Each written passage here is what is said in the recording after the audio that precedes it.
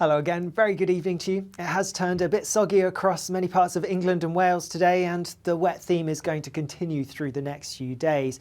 We've had a weather system pushing its way in across the UK, and yes, this has brought some milder air in from the southwest, but the flip side is that it's also brought a fair amount of rain across England and Wales today, some heavy outbreaks already.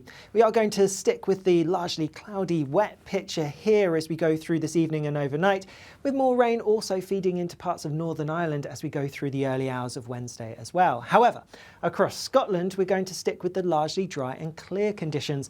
As a result, with some chilly air here as well, we're likely to see temperatures dropping several degrees below freezing, so a fairly harsh frost across some parts of Scotland first thing on Wednesday morning. Elsewhere, a very different story with that milder air and a lot of cloud around. It's going to be a pretty mild start to the day, with some places seeing temperatures not dropping below double figures.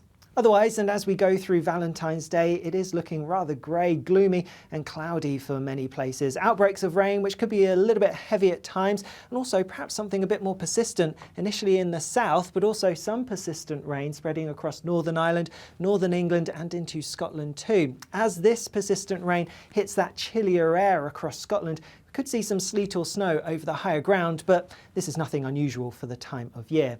There may be some brighter breaks in between the two swathes of rain across some parts of northern England, but I think the greatest chance of seeing some decent sunshine will be across the far north of Scotland, albeit here it is also going to be quite chilly still with that chillier air holding on. However, further south, many places seeing temperatures several degrees above average for the time of year, highs of around 14 or 15 Celsius, but obviously in the cloud and the rain it's going to feel a little bit unpleasant.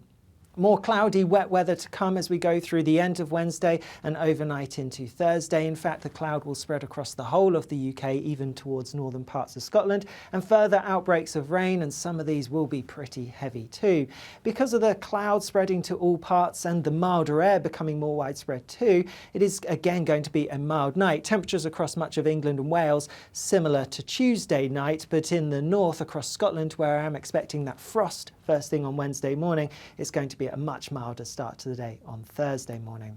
As we go through the day itself then, again, rather grey, rather cloudy and further rain to come. I think the heaviest, most persistent rain will be across northern and western parts generally, but there is the potential for a swathe of heavy persistent rain to push in from the south, affecting some central southern parts as we go into the afternoon. We may see some brightness developing in the southeast and perhaps some brighter breaks across Northern Ireland, but I wouldn't take any breaks in the cloud particularly literally at this lead time. Again, it is going to be a mild day. Temperatures maybe even higher than on Wednesday, highs around 14, 15, possibly even 16 Celsius.